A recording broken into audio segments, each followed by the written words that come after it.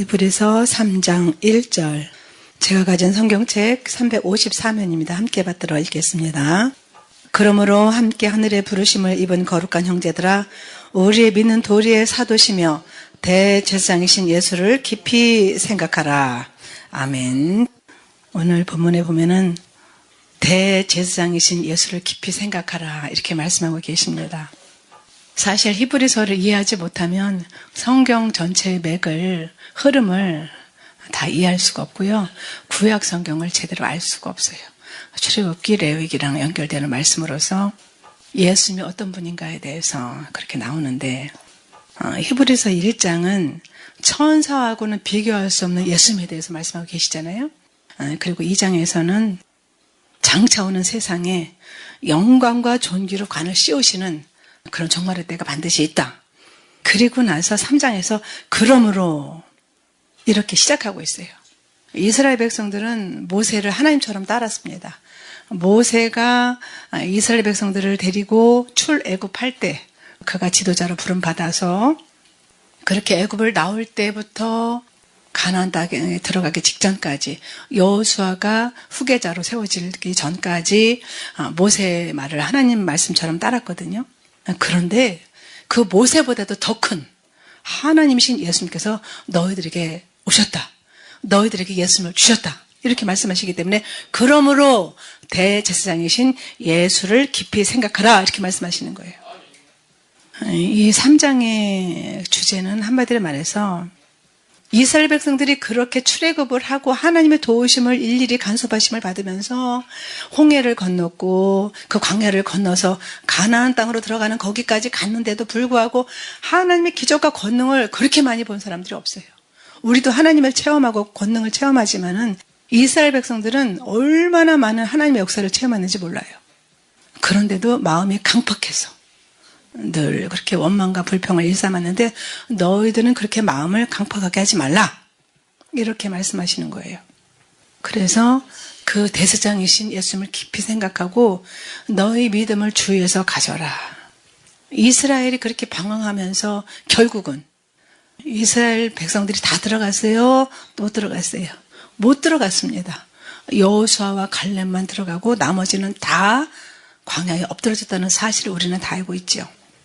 마음을 강팍하게 하지 않으면은 하나님께서 우리에게 주신 그 예수님을 깊이 알고 그 예수님을 모셔드리고 그 예수님 안에서 살면서 그 예수님을 누릴 수가 있는데, 마음이 강팍해가지고 하나님께서 주시는 것을 다 못 누리는 것을 안타까이 여기셔서 오늘 이 말씀을 주신 거예요. 너희 믿음을 주위에서 가지려면은 예수님을 깊이 생각해야 된다. 그 말씀이거든요. 구약의 그 수많은 사람들이 그 광야에 엎드러지고 원망하고 불평하면서 하나님께 매를 맞고 하나님의 기적과 권능을 보고도 하나님을 거역하는 그런 사실들을 보면서 너희는 그들과 같이 되지 말아라 이렇게 말씀하시는 거예요. 그러니까 믿는 자들이, 그러니까 이스라엘 백성들이 하나님 나라에 들어가지 못한 이유는, 가나안 땅에 들어가지 못한 이유는 마음이 강팍하고 원망했기 때문에, 하나님을 원망했기 때문에 그런 것이니까 너희들은 그것을 본삼아서 그렇게 하지 말아라 이렇게 말씀하고 계시는 거예요. 그러니까 신앙생활할 때 가장 중요한 것은 예수님을 깊이 생각하는 거죠. 우리가 날마다 문제에 부닥치고 날마다 경제적인 문제, 육신의 질고가 기다리고 있어요. 저는 뭐 지금까지 평안하게 살아왔나? 아니에요. 저처럼 하나님께서 물에다가도 집어던지고 불에다가도 집어던지고 맨 먼저 예수님을 믿었기 때문에 저는 말도 못하는 고초를 겪었습니다. 여러분들이 상상하는 이상이에요. 여기 어르신 목사님들도 두 분이나 계시지만은 여러분들이 상상하는 이상으로 저는 고초를 겪고 하나님 깊이 만났고, 그래서 어떠한 일이 있다 할지라도 저는 흔들리지 않고 이 길을 걸어왔고 그냥 한우물을 팔 수가 있었던 거예요. 그러니까 예수님을 깊이 생각하는 거. 마음을 이스라엘 백성들과 같이 강팍하게 하지 말고 너희들 믿음을 주위에서 가져야 너희들 산다. 가나안 땅을 얻는다. 휴거의 영광을 얻는다. 이렇게 말씀하시는 거예요. 그러니까 예수를 깊이 생각하지 않기 때문에 이리저리 방황하고 광야에서 요리 방황하고 도중하차하든지 종교생활을 하든지 타성에 빠지든지 내 입맛에 맞는 목사가 어디 있나? 내 입맛에 맞는 교회가 어디 있나 이러고 다니면 한도 끝도 없거든요. 하나님의 귀한 그런 생명의 말씀을 어떤 종교의 경전이나 어떤 그런 도리로만 생각해서 경건의 모양은 있지만은 경건의 능력은 없는 그런 상태로 전락해버리고 마는 거죠. 겉으로는 얼마나 그럴듯해요. 그죠? 똑같이 신앙생활 하는데 왔다 갔다 끝도 없어요. 한도 끝도 없어요. 그러니까는 방방 뛰듯 예수 믿고 방방 뛰듯 예수를 기다린다고 하는데 경건의 모양은 있는데 능력은 없어요. 유리하는 별이죠. 참 안타까운 일이죠. 그렇게 세상적으로 되돌아가지 않는 방법은 예수를 깊이 생각하고 그 예수님 안에서 있어야만 너희들이 온전한 신앙생활을 할 수 있다 이렇게 말씀하시는 거예요.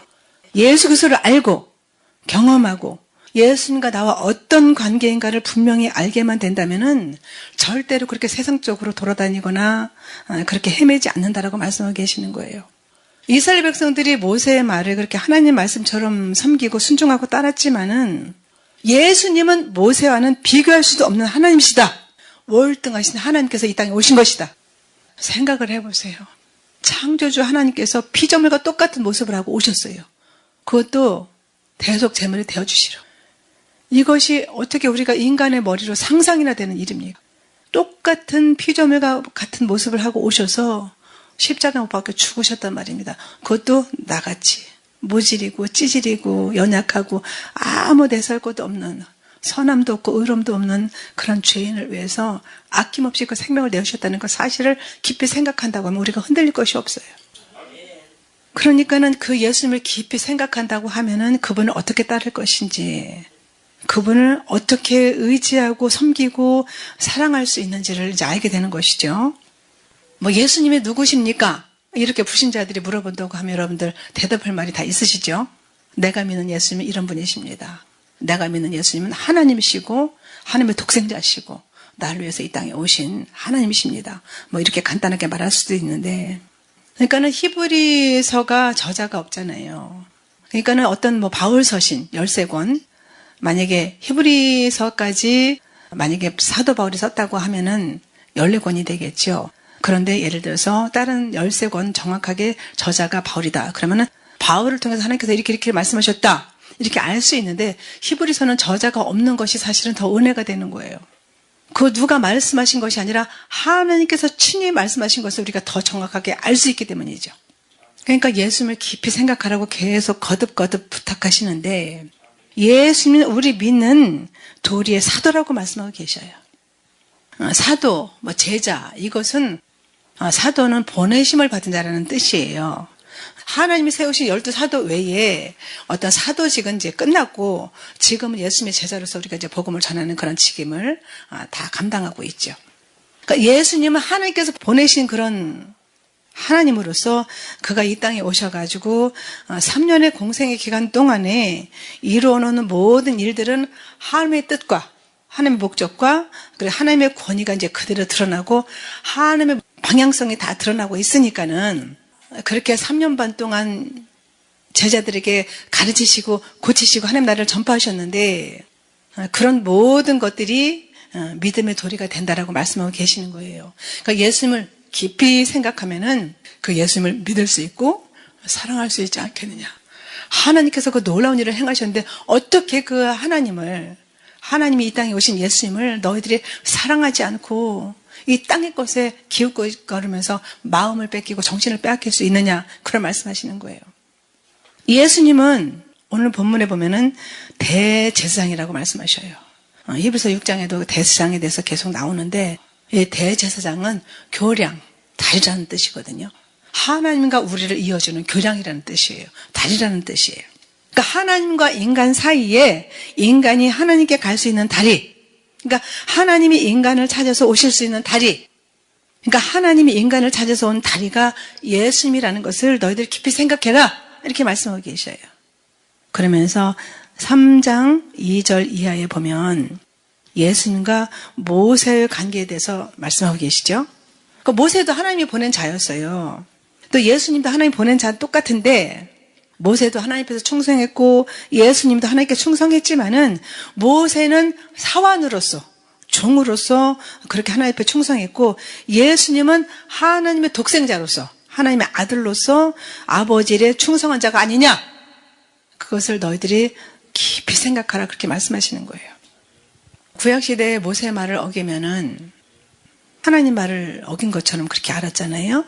그래서 모세의 말을 하나님 말처럼 받고 그것을 지키려고 애쓰고 몸부림 쳤는데, 하나님이신 예수님의 말씀을 너희들이 어떻게 들을 거냐? 예수님에서 나온 그런 모든 말씀을 너희들이 어떻게 들을 거냐? 어떻게 마음에 새길 거냐? 그러니까 모세는 모든 선지자의 위에 있는 분이라고 그렇게 알고 있지만은, 모세는 종이고, 그러나 예수님은 하나님의 독생하신 아들이라는 것을 너희들이 생각할 때에 예수님의 권세가 얼마나 크고, 그 예수님이 성령으로, 보이지 않는 영으로 우리 안에 각자 와 계신 것을 생각할 때에 너희들이 이 세상에서 보여지는 모든 상황들을 넉넉히 이길 수 있지 않느냐, 이렇게 말씀하고 계시는 거예요. 그래서 예수님을 깊이 생각하라, 이렇게 말씀하시면서 믿음을 주에서 가져라, 이렇게 말씀하시는 거예요. 그러면은 어떻게 믿음을 주에서 가져요? 질문할 수 있죠. 이스라엘 백성들이 광야에서 마음을 강팍해서 계속해서 하나님의 말씀을 거스리고 원망하고 불평을 했는데, 오늘 히브리서 3장 8절부터 13절까지 부탁하시는 거거든요. 이스라엘이 그 하나님을 노하게 한 이유가 분명히 있다는 거예요. 하나님의 이유 없이 노하지 않으셔요. 진노하지 않으셔요. 반드시 이유가 있어야 그 결말이 떨어지는 거잖아요. 민수기 14장 22절 23절에 보면은, 나의 영광과 애굽과 광야에서 행한 나의 이적을 보고도 이같이 10번이나 나를 시험하고 내 목소리를 청종치 아니한 그 사람들은 내가 그 조상들에게 맹세한 땅을 결단코 보지 못할 것이요, 또 나를 멸시하는 사람은 하나라도 그것을 보지 못하리라, 이렇게 말씀하셨어요. 22절에 10번이라고 딱 못을 박으셨어요. 이스라엘 백성들이 어떻게 10번이나 하나님 말씀을 거역했을까? 요셉이 노예로 팔려가가지고 먼저 총리가 되고 여러 가지 고초를 겪고 2년 동안의 감옥 생활을 거쳐서 애굽의 총리가 됐잖아요. 그리고 나서 굶어 죽을 의경에 있는 이스라엘에 남아있던 그 자기 가족들을 이리로 오시오, 그래가지고 하나님의 말씀을 이루었어요. 아브라함이 하나님께 받은 대로 400년이 넘게 그렇게 이제 타향에서 이제 객이 됐죠. 그래서 고센 땅에다 자리를 잡았어요. 그래가지고 장정만 60만 명, 그러면 어린아이고 애들까지 해서 100만 명으로 보는 거거든요. 그들을 다 이끌고 모세가 저기 있는 저 그림처럼, 저는 저 그림을 괜히 걸어놓은 게 아니거든요. 그리고 1층에 현관에 예수를 깊이 생각하라고 괜히 걸어놓은 거 아니거든요. 제가 들면 알면 계속 보거든요. 하나님은 저렇게 이스라엘 백성들을 홍해를 마른 땅까지 건너게 하시고 홍해에서 세례를 받게 하시고, 그리고 1층에서는 예수를 깊이 생각하라. 세상 사람들은 다 너를 모르고 배반하고 마음이 변하고, 그래도 나는 너와 늘 함께 있지 않느냐, 그 위로하시면서 격려하시면서 예수를 깊이 생각하라, 그렇게 말씀하시는 것을 1층에다가 그렇게 플래카드를 만들어서 이제 걸어놨는데, 그렇게 이스라엘 백성들이 고센 땅에서 강성해졌단 말입니다. 그 몇 명밖에, 몇십 명밖에 안 왔는데 그렇게 강성해졌어요. 그래가지고 바로 왕이 빨리 내보내지 않으니까 10번의 재앙을 애굽에다 퍼붓잖아요. 물이 피가 돼가지고 먹을 수 없게 하죠. 그 다음에는 개구리가 그냥 온 땅에 다 올라가지고 왕이 먹는 밥상에까지 올라가는 거예요, 개구리가. 그리고 나서 먼지가 티끌이 이가 돼가지고 그냥 모든, 생각을 해보세요. 끔찍해요. 이가 그냥 바글바글하면 얼마나 끔찍하겠어요. 거기다가 그게 끝나고 나니까 파리떼가 그냥 다 붙어가지고 어떻게 할 수가 없는 거예요. 그리고 나서는 가축에게 병이 올라가지고서 가축들이 다 죽어버리는 거예요. 그 다음에는 사람하고 모든 살아있는 사람들에게 독종이 생겨가지고 다 막 사람들이 막 아파가지고 막 죽고 그냥 고통을 겪는 거예요. 그 다음에는 세상에나 우박으로 조금 남은 것은 그냥 사람들이 먹을 게 좀 있는데 그걸 그냥 우박으로 다 그냥 때려버려가지고서는 우박으로 나온 것들이 다 죽었어요. 근데 그래가지고 또 거기서 또 우박으로 또 남은 거는 또 뭐가 또 먹었어요? 메뚜기가 온 땅에 다 창궐해가지고 메뚜기가 그나마 조금 남은 거 싹까지 다 갉아먹어버렸어요. 그리고 나서 9번째로 흑암재앙이 있었죠. 그리고 나서 마지막으로 장자를 치는 재앙을 통해서 애굽의 바로의 장자까지 모든 생축의 먼저 난 것까지 다 죽었어요. 그리고 나서 비로소 제발 나가. 그래가지고 이스라엘 백성들이 우리가 그냥 나갈 수 없잖아. 우리 가면서 필요한데 금은패물 좀 주세요. 다 내놓는 거야. 빨리 제발 나가. 우리 너희들 때문에 다 망했어. 자식들까지 다 죽었어. 집집마다. 짐승까지 먼저 난 거 다 죽었어. 너희들 때문에 우리는 완전히 쫄딱 망해서 그나마 남은 우리도 다 죽게 생겼다. 빨리 나가. 그 있는 거 다 퍼주는 거예요. 은근 패물을 그냥. 그렇게 하나님께서 역사를 하셨는데도 불구하고 출애굽기 14장에 보면은 이스라엘 백성들은 계속 원망하고 불평하고 그것이 아주 습관처럼 됐단 말입니다.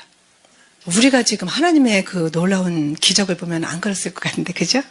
근데 이스라엘 백성들은 그런 놀라운 하나님의 기적을 보고도 어찌 그랬을까? 우리 인간의 성정이 그렇게 악하다는 거예요. 우도 역시 마찬가지였을 거예요. 그 속에 있었으면. 그것뿐이 아니라 이스라엘이 수르 광야에서 목말라가지고 물을 먹으려니까 물이 쓴 거예요. 목말라 죽겠다 막 원망하고 또 거기서부터 그냥 난리를 치는 거예요. 출애굽기 16장에 보니까 1절부터 3절까지 이번에는 또 배고파 못 살겠다고 난리를 치는 거예요. 원망하여 가로되. 또 출애굽기 17장 1절부터 3절까지 보니까는 천막을 쳤어요. 하나님이 거기서 멈춰서라. 그래가지고 구름 기둥으로 불 기둥으로 딱 하나님께서 정지. 그래가지고서는 천막을 쳤는데 마실 물이 없는 거예요. 그랬더니 뭐라고 원망하냐면은 우리를 애굽에서 이끌어내가지고 우리 자녀와 생축을 목말라 죽게 하느냐. 그 다음에 출애굽기 32장에 보면은 모세가 또 시내산에 그 하나님의 십계명을 받으러 간 사이에 40일 동안 내려오지 않았어요. 그랬더니 이스라엘 백성들이 금송아지를 만들어 놓고 춤추면서 이 금송아지가 우리를 애굽에서 이끌어낸 자다 그러면서 그 앞에서 경배하고 막 춤추고 난리를 치는 거예요. 민수기 16장 20장에 보면은 또 모세와 아론이 앞에서 일을 하니까는 고라 자손이 반역을 합니다. 그러니까는 이스라엘 백성들이 하나님의 도움으로 승승장구하니까는 고라 자손들이 너희들만 하나님이 쓰냐? 이러면서 당을 짓고 250명이 단합을 해가지고 모세와 아론을 거스려가지고 대적을 한 거예요. 그래서 모세가 하나님께 기도하잖아요. 만약에 산채로 이들을 삼키면은 하나님이 이 일을 행한 줄을 알게 하옵소서. 거기 보면 하나님을 멸시했다 그렇게 써 있거든요. 그러니까는 모세가 기도한 대로 땅이 갈라져가지고 그 고라 자손들 모두가 땅속으로 그냥 한꺼번에 쫙 갈라졌다가 딱 묻으니까 그 속으로 다 그냥 폭삭 주저앉은 거죠. 그런 일이 있었고 또 모세 민수기 16장 41절에 보면은 그러고 나서 또 고라 자손을 왜 죽였냐 그러고 난리가 난 거예요. 참 보면은 그 이스라엘 백성들이 혈기방장한 것 같아요. 더운 나라라 그런지 굉장히 혈기방장합니다. 모세야 네가 하나님 백성을 하나님 선민을 네가 죽였다 그러면서 막 원망거리만 찾는 게 아주 배은망덕한 이스라엘 모습, 우리 인간의 모습이죠. 그러니까 하나님께서 어떻게 했어요? 연병이 돌게 하셔가지고 14,700명이 연병에 죽었다 그렇게 기록되어 있습니다. 그러니까 하나님의 심판을 받아들이고 회개하고 하나님께 돌이켜야 되는데 모세를 향해서 손가락질하면서 너 때문에 그 수많은 사람들이 죽었어. 아니 땅이 갈라져가지고 그 사람들을 삼켰으면 하나님이 하셨다라고 알아야지. 그 모세가 한 거 아니잖아요. 모세를 또 원망하면서 난리를 친 거예요. 하나님을 원망하고 불평한 거죠. 민수기 11장에 보면 1절부터 4절까지 만나를 실컷 먹었는데 도대체 왜 맨날 보이는 게 만나밖에 없어. 나 고기 먹고 싶은데. 참 탐욕스러운 인간의 모습을 보여주는 거죠. 애굽에서 생선도 먹었고 외도 먹었고 수박도 먹었고 부추도 먹었고 마늘도 먹었는데 파도 먹었는데 우리가 맨날 이 만나만 먹으니까 우리가 정력이 쇠해서 살 수가 없어. 기운이 없어. 만나 갖고는 못 살겠다. 하늘에서 그 신령한 만나를 주셨는데 그것을 감사하지 않았다는 거예요. 지금도 하나님 말씀을 우리가 주셔가지고 말씀이 육신이 되신 예수님께서 우리를 위해서 오셔가지고 우리가 구원받았는데 우리의 앞에 산적해있는 그런 문제들 때문에 우리도 원망하는 모습이 우리 안에 있잖아요. 이스라엘 백성들이 그랬다는 거예요. 저도 지금까지 수많은 문제에 부닥치면서 저렇게 모세가 홍해 앞에서 뒤에서는 애굽의 군대가 따라오고 앞에는 홍해가 가로막는 것 같이 그런 아픔들이, 그런 어려움들이 수도 없이 있었지만은 그때마다 하나님께서 다 해결하셨거든요. 제가 죽지 않고 이렇게 살아있잖아요. 제가 육신의 질고를 안 겪었습니까? 물질의 연단을 안 받았습니까? 인간관계의 연단을 안 겪었겠습니까? 이스라엘이 만나를 주셨어도 거기에 만족하지 못하고 늘 원망과 불평을 일삼았다는 거예요. 그리고 9번째로 민수기 14장 26절부터 39절 보면은 하나님께서 그 가나안 땅을 탐지하라고 가나안 땅에 들어갔더니 12정탐꾼을 보냈어요. 그랬더니 갈렙과 여호수아는 그 땅은 젖과 꿀이 흐르는 땅이다. 그 땅의 백성들이 강하지만은 하나님께서 우리와 함께 하시면 그들은 우리의 밥이다. 이러고 좋은 호평을 했는데 나머지 10명은 그들은 장대한 사람들이고 우리는 메뚜기 같아서 우리는 가면 다 죽어. 그러니까 모든 사람들이 다 모여서 통곡을 하는 거예요. 모세를 원망하면서 모세야 우리를 왜 데리고 나와가지고 우리를 다 여기서 죽게 하느냐. 난리가 났죠. 그렇게 원망한 결과가 뭡니까? 이리를 1년으로 쳐서 40년을 방황을 했죠. 그게 탐지한 날수 40일. 이리를 1년으로 쳐서 40년 동안을 그렇게 광야에서 요리방황을 합니다. 우리 인간들이 원망하고 불평하면은 그 하나님의 법칙이 그대로 적용되는 거예요. 그냥 감사해 보세요. 사람들은 제가 이렇게 사니까 저를 부러워하는 분들도 덜어 있거든요. 월세 안 나가고 그래도 이 작은 교회에서 거의 제가 엊그저께 은행 가서 이거를 한번 띄워봤어요. 그동안에 찍어보지 않다가 정말 이 작은 교회에서 엄청나게 많이 선교를 했더라고요. 케냐에 인도 베가바람 교회도 세웠고 여러분들한테 일일이 다 말씀을 못 드려서 그렇지 베가바람 교회가 완전히 완공하고 나머지 다 긁어가지고 500만 원 또 보냈어요. 에어컨이 있어야 되잖아요. 거기는 50도가 넘으니까 너무 더워가지고 사람들이 일사병으로 죽는 나라잖아요. 그리고 그 편의점에 가면 이렇게 팔걸이 플라스틱 의자 있잖아요. 그게 없어가지고 바닥에 앉아서 예배를 드린다는 거예요. 그 플라스틱 의자 하나씩 주면 다 앉아서 예배 드릴 수 있잖아요. 그래가지고 의자 헌금까지 해서 500만 원 보냈어요. 다 긁어가지고. 참 이 작은 교회에서 큰일 한 거죠. 큰 교회에서도 못하는데 하나님께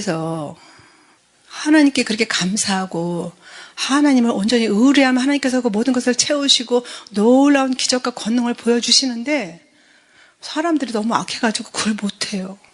도대체 예수님을 왜 믿는지 모르겠어요. 그러면 그 하나님이 죽은 하나님인가요? 그때 하나님이 지금도 살아계신 하나님이신 줄 믿습니다. 분명히 살아계신 하나님이신데 그때 하나님은 지금 하나님은 그걸 못하는 하나님으로 여겨요.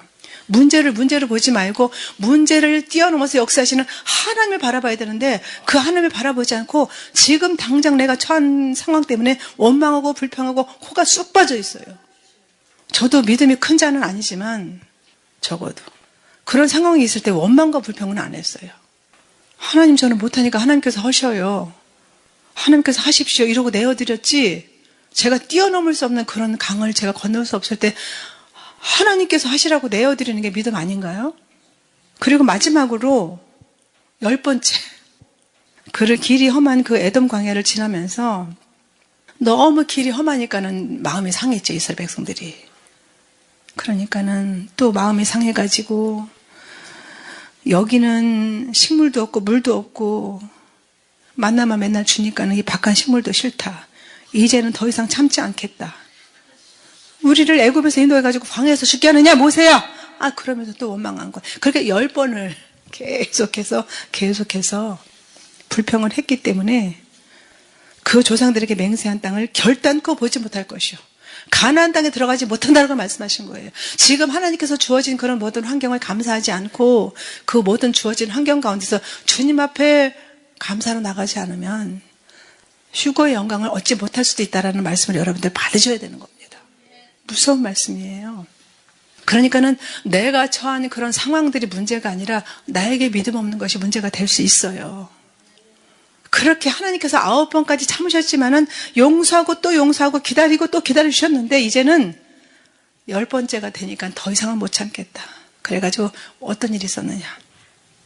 불뱀을 보내가지고 이스라엘 백성들 다 물게 해가지고 막 죽는 거예요. 불뱀에게 물리기만 하면 독이 퍼져가지고서는 다 죽어 나자빠지는 거예요. 모세가 또 하나님 앞에 나아가잖아요. 하나님 용서해 주세요. 이 패역한 이스라엘 백성들이 저를 용서해 주십시오. 그러니까는 하나님께서 노스로 뱀을 만들어서 장대에 걸고 그 물려가지고 죽게 된 자마다 그 노뱀을 쳐다보면은 나을 것이다. 그러니까 살리는 방법까지 다 알려주셨죠. 거기서 요한복음 3장 14절에도 보면은 모세가 광야에서 뱀을 든 것 같이 인자도 들려야 하리라 이렇게 말씀하셨어요. 예수님이 자기 자신을 그렇게 말씀하신 거예요. 한마디로 말해서 예수님이 구원의 마지막이다. 예수님 외에는 방법이 없다 이렇게 말씀하시는 거거든요. 이제는 더 없다. 너희들 지금 코너로 갔니?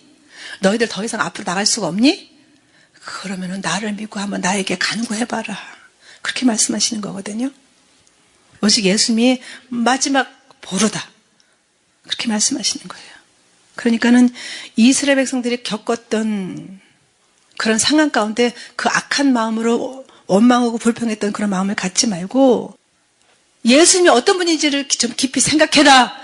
그분은 전지전능하신 하나님이시다. 모든 일에 뛰어난 하나님이시고 우리의 간구를 들으시고 응답하시는 하나님이시다. 이렇게 말씀하시는 거예요. 그 예수님을 구주로 생각하고 그분을 사랑한다고 하면은 너희들이 살 수 있고 너희들의 길이 열릴 것이다. 이렇게 말씀하시는 거예요. 이스라엘처럼 강박해지면 10가지 재앙이 따라온다고 말씀하시는 거예요. 구약 성경은 그냥 옛날 역사책이고 지금은 아니에요. 아니거든요. 이스라엘의 역사를 그대로 기록해 놓으신 것은 너희들은 그렇게 하지 말고 여호수아와 갈렙처럼 가나안 땅에 들어가는 하나님의 영광을 얻는 축복을 받아라 이렇게 말씀하시는 거예요. 그렇게 이스라엘처럼 강팍해지면은 허구한 날 이스라엘 백성들처럼 그런 10가지 재앙을 받으면서 40년 광야를 헤매듯이 돌고 또 돌고 제자리 걸음을 계속한다고 말씀하시는 거예요. 그러니까는 예수님을 깊이 생각해라. 예수님이 어떤 분이신지를, 예수님이 어떤 일을 행하셨는지를, 예수님이 너에게 어떤 분이냐 말씀하고 계시는 거예요. 창조주 하나님은 피조물의 모습으로 오셔가지고 우리들의 그 죄와 사망의 저주를 지고 죽으신 것을 한번 생각해봐라. 그러니까 그 하나님만 의지해라. 하나님이 주신 생명을 그대로 누리는 특권을 누리기를 바란다. 이렇게 말씀하시는 거예요. 홍해는 모세를 통해서 하나님이 직접 가르셔가지고 맨 땅처럼 육지처럼 건너셨죠. 그런데 가나안 땅에 들어가기 전에 요단 강을 건널 때는 어떻게 했어요? 발을 딱 내디뎌야 갈라져가지고 건넜잖아요. 그러니까 하나님이 행하신 일들을 신뢰하면서 너희들의 발걸음을 믿음으로 내디뎌라 이렇게 말씀하시는 거예요. 그 범람하는 그 강물에 발을 집어넣으면 거기다 발을 디뎌야 멈춰 선다는 거예요. 그런데 그것이 아무 차이가 아닌 것 같은데도 그걸 못해요. 사람들이 보면 참을성도 없고 인내도 없고 하나님을 여기지도 않아요.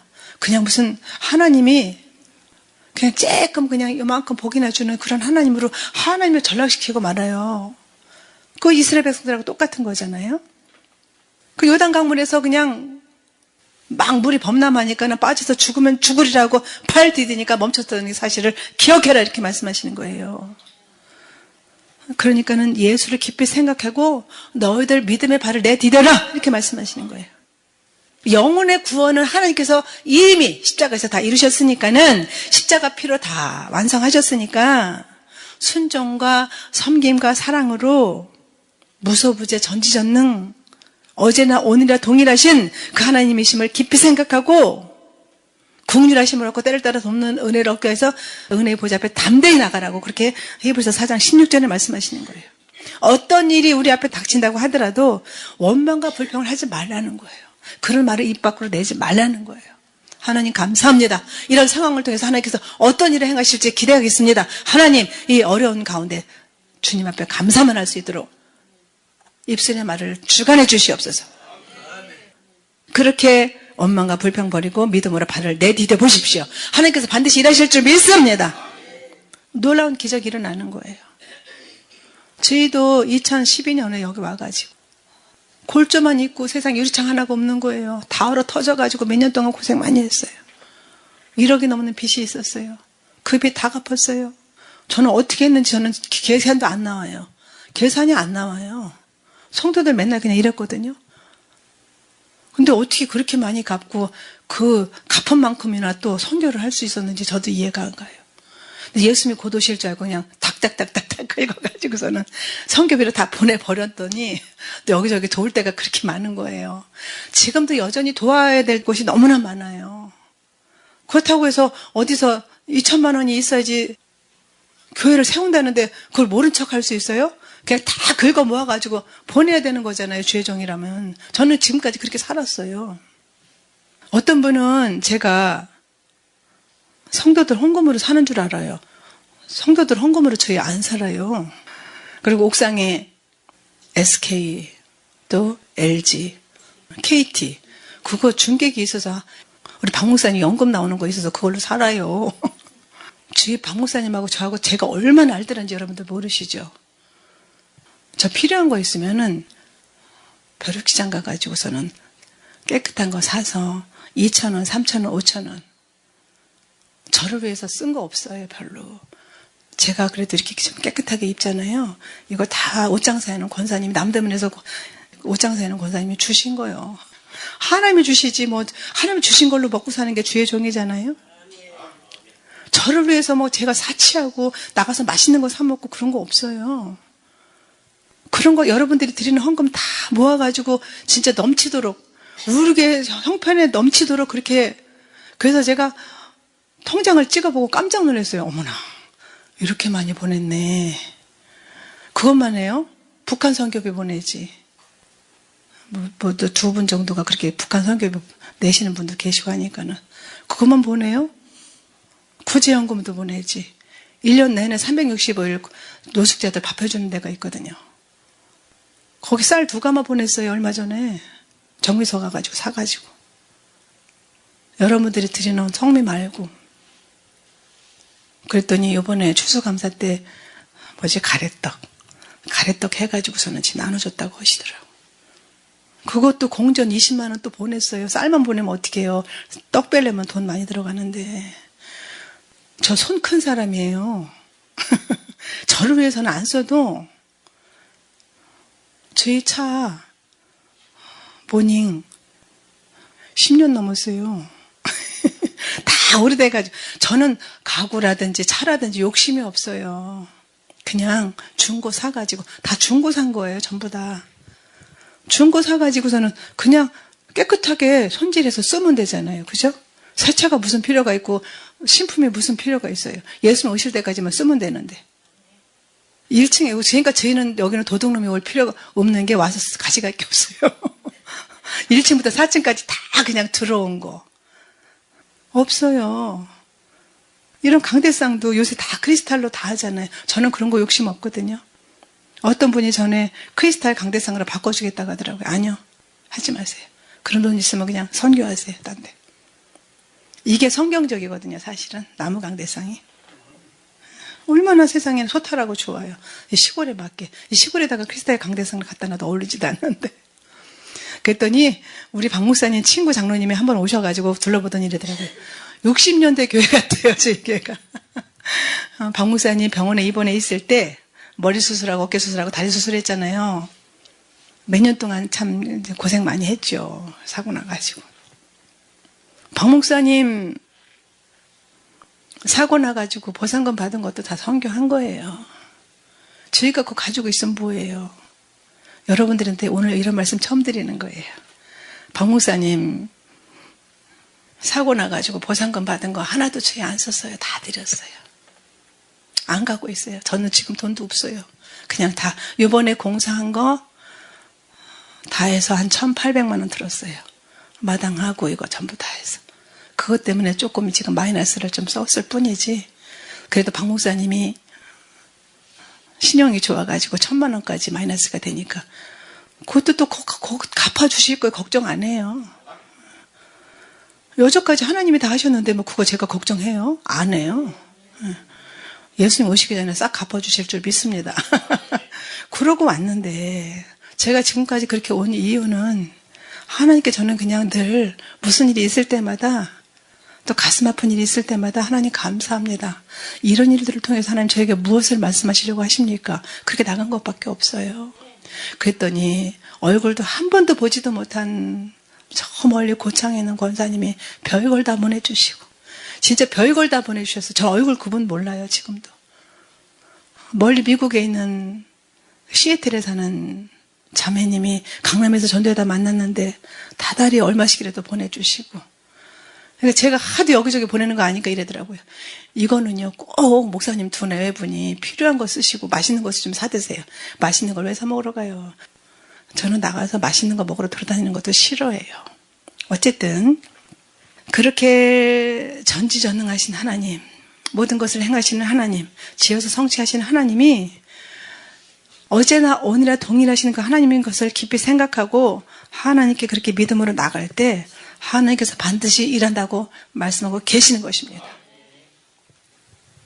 세상에는 뭐 돈만 있으면 다 된다고 하지만은 사실 돈으로 안 되는 것이 너무나 많잖아요. 우리가 재고를 당하면 어떻게 고쳐요?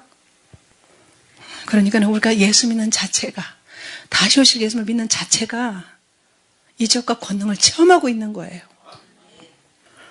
제가 전에 예수님 오심을 전하기 위해서 개척을 하기 전에 여기저기 전국을 많이 다니고 소록도를 한번 간 적이 딱 한 번 가봤어요. 저는 거기 가서 눈물을 많이 흘리고 왔어요. 코가 다 무너져가지고 콧구멍만 빵 있고요. 눈썹도 없고요. 이 손가락이 다 떨어져 나가서 없어요. 발가락도 없어요. 그런데요, 이런 장의자도 없어요. 그냥 방석인데요. 이 조막손이잖아요. 손가락 없으니까, 이것만 없으니까. 그 조막손으로 피가 나오더라 박수를 쳐요. 내가 손가락이 있을 때는 예수님을 안 믿어서 몰랐는데 내가 예수님의 사랑을 받고 구원받고 보니까 내가 이렇게 조막손이라도 박수를 치고 하나님을 예배할 수 있는 것이, 하나님을 찬양할 수 있는 것이 얼마나 감사해요. 울면서 찬송을 해요. 저는 거기 가서 너무 놀랬고 충격받아서 그 이후로는 제가 불평하거나 원망하는 습관을 버렸어요. 사치하는 것도 다 버렸어요. 제가 머리부터 발끝까지 꾸며 입고 다니던 방배동 사람이었어요. 방배동에서 살았다고요. 방배동은 그래도 좀 괜찮은 동네잖아요. 있는 사람들이 사는 동네잖아요. 다 버렸어요. 그런 거 하라고 해도 싫고 관심도 없어요. 어떤 분이 옛날에는 그렇게 문둥병이 아마 많이 생겼나 봐요. 11살밖에 안 된 아들이 문둥병에 걸린 거예요. 근데 이분이 10남매가 있었거든요. 그런데 11살 된 아들이 문둥병이라는 진단을 받았어요. 그래가지고 그 아들을 데리고 이제 가는 거예요. 근데 아들이 너무 길이 고단하니까, 옛날에 뭐 차가 있어요, 뭐가 있어요. 옛날 얘기니까. 아들이 이렇게 고단하게 이렇게 잠들었는데 차라리 얘를 죽이고 나도 죽자. 그러고서는 큰 짱돌을 들어가지고서는 아들이랑 내리쳤는데 돌이 빗나간 거예요. 그리고 내가 미쳤나 보다. 어떻게 내 자식을 내가 내 손으로 죽이냐. 그리고 가는 거예요. 게다가 소록도로 가는 그 배가 뜨는 선착장에 갔어요. 그래가지고 아들한테 얘기를 하는 거예요. 아들아, 너하고 나하고 죽자. 내가 너를 소록도로 보내느니 차라리 너하고 나하고 죽는 게 낫다. 그래가지고서는 그 배표를 끊지 않고 선착장 뒤로 가서 죽으려고 아들하고 둘이 물속으로 들어갔어요. 근데 아버지는 그래도 어른이니까 괜찮은데 아들은 그냥 꼴까닥 하잖아요. 아들이 소리를 쓰고 지르고 악을 쓰는 거예요. 아버지, 문둥병은 내가 걸렸는데 아버지가 왜 죽어요? 응? 아버지 지금 9남매나 있는데 아버지가 죽으면은 형들이랑 동생이랑 어떻게 할 거예요? 아버지, 내가 소록도로 갈 테니까 아버지는 죽지 마세요. 악을 쓰는 거예요. 그 죽어가면서 물을 꼴딱꼴딱 먹는 그 아들이, 바닷물을 먹으면서.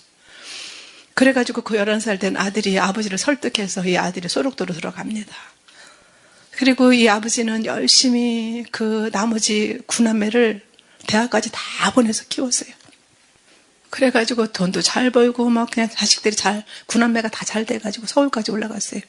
그랬더니 맏아들이 아버지, 우리 집에 와서 사세요. 그러는 거예요. 그래가지고서는 이제 한동안 잘 살았죠? 그랬더니 이 아들이 한참 있다가 마음이 변했어요. 아버지가 재산이나 줄까 하고 모셨는데 아버지가 아무 소리도 없으니까 마음이 변한 거예요. 아버지, 나만 아들이에요? 그래가지고 이 아들네로 저 아들네로 전전하다가 드디어 40년 전에 소록도로 보낸 그 11살 먹었던 그 아들이 생각이 난 거예요. 수소문을 해보니까 어디가 있냐면은 그래도 다 나가지고 그 안에서 결혼까지 해가지고 자식까지 나가지고. 그래가지고 그 아들을 물어 찾아갔어요, 이 아버지가. 그 9남매한테 다 버림당하고 그때서야 40년 만에 11살 때 그 문둥병 때문에 소록도로 보냈던 그 아들이 생각나서 찾아간 거예요. 그랬더니 그 아들이 아버지를 부둥켜 안고 아버지 내가 40년 동안 기도했습니다. 아버지가 한번 꼭 오게 해달라고 기도했습니다. 나를 위해서 왜 그렇게 기도했니? 그랬더니 아버지 제가 소록도에 가서 예수를 만났습니다. 내가 예수를 깊이 만났습니다. 아버지도 예수 믿고 천국 가십시다. 그러고 전도를 하는 거예요. 그러면서 그 문둥병 걸렸던 그 아들이 그래도 이제 이렇게 막 조막손이 됐어도 이제 완치되고 결혼도 하고 자식까지 있으니까 그렇게 그 문둥병 걸렸던 그 아들과 며느리가 그렇게 따뜻하게 맞이해 주는 거예요. 하나님은 그런 모든 상황을 변화시켜서 하나님이 행하실 일들을 아니 그 아버지가 소록도로 보내지 않았으면 그 아버지가 어떻게 예수를 만났겠어요. 평생을 그냥 자기 힘으로 살아가지고서는 떵떵거리던 그 아버지가 40년 만에 만난 그 11살에 뛰어놓은 그 아들이 예수 믿어가지고 내가 예수를 깊이 만났습니다. 이러는데 그 예수를 어떻게 안 믿었겠어요. 믿어가지고 구원받고 지금 교회 안에조차도 이 문둥병이 아주 그냥 창궐합니다. 죄를 죄로 여기지 않고 악을 악으로 여기지 않는 그런 무감각한 영적 문둥병이 창궐하고 있죠. 그 이유가 뭡니까? 예수를 깊이 생각하지 않기 때문에 진정으로 예수님을 소중하게 여기지 않기 때문에 영적으로 고름이 나고 썩은 냄새 풀풀 나고 코와 손가락이 다 문드러지고 발가락에 떨어져 나가도 아픈 줄 모르는 그런 영적 문둥병이 지 걸려 있어요. 그런데 예수님께서 십자가에 못 박혀 죽으셨을 때 이사야서 53장에 보면은 그가 찔림을 우리의 허물이 나며 그가 상함을 우리의 죄악이 남이라. 그가 징계를 받으면 우리가 평화를 누리고 그가 채찍에 맞으면 우리가 나음을 입었도다. 그가 채찍에 맞으면 우리가 나음을 입었도다. 영적인 문둥병, 육신의 질고까지도 다 고치신다고 말씀하고 계시는 거예요. 여러분들에게 질고가 있다고 하면은 십자가에서 죽으시고 나를 위해서 내 병을 고치시려고 그 정갈 채찍을 맞으신 예수님을 생각하고 이기셔야 되는 거예요. 그런 질고를 통해서 경제적인 모든 아픔을 통해서 힘든 거를 통해서 하나님께서 여러분들에게 행하실 일이 반드시 있는 줄 믿습니다. 여러분들 증상에 집착하지 마시고 질병을 오해하지 말고 예수님 이름으로 미워하고 내쫓으십시오. 경제적으로 지금 우리 앞에 있는 그런 현실 때문에 나 절망하지 마시고 지금까지 내 힘으로 살아왔는지 여러분들 깊이 생각해 보십시오. 하나님이 그때마다 시마다 때마다 일마다 도와주셔서 여기까지 왔잖아요. 꼭 죽을 것 같고 곧 숨이 막힐 것 같고 그런 상황에서도 우리가 죽지 않고 여기까지 왔어요. 하나님을 살아온 것이죠.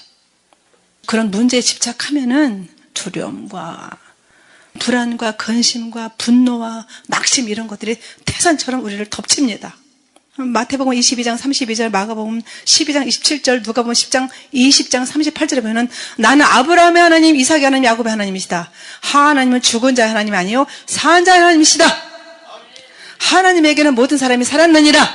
하나님 앞에서는 모든 사람이 다 살아날 수 있다는 거예요. 해결될 수 있다는 거예요. 고침받을 수 있다는 거예요.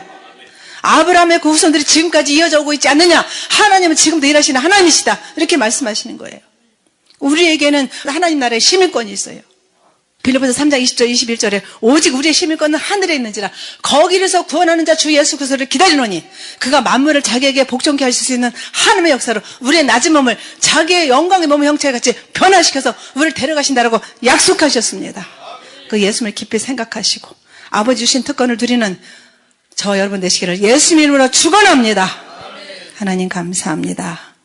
하나님 지금 당한 상황을 보고 현실을 보고 한탄하면서 원망과 불평을 일삼았던 저희들 죄를 용서하여 주시고 창조주시오 전능하시고 사도이시며 대제사장이신 예수님을 알게 하시고 믿게 하시고 다시 오실 예수님을 기다리며 소망 중에 날마다 기쁨과 감사의 제사를 드릴 수 있도록 역사하여 주시옵소서.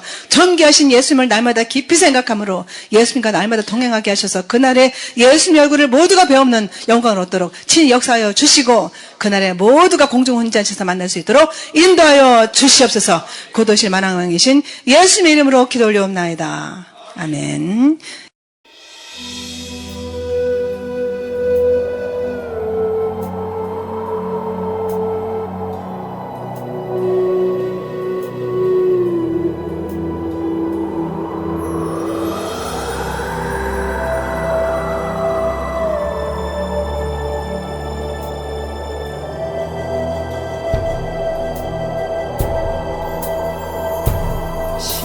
십자가를 등에 지고 병정들에 이끌려 주님 갈보리의 길을 걸을 때 사람들은 몰려왔네.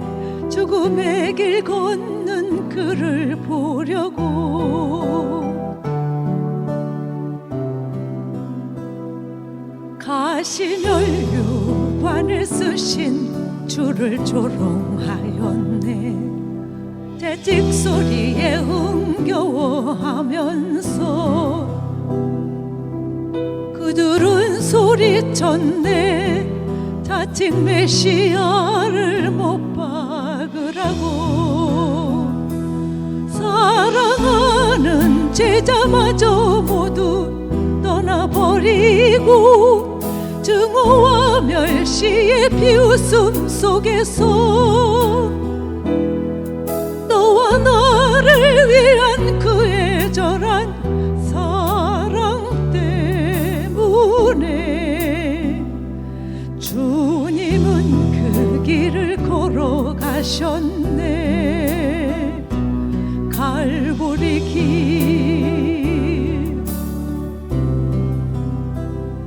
사람들은 말을 했네. 이젠 모두 끝이라고. 더 이상 그를 기대할 수 없다고. 자신마저 못 구원한 그는 메시아일 수가 없다고. 갈보리의 그 길만이 진정 구원의 길인 것을 그 누구도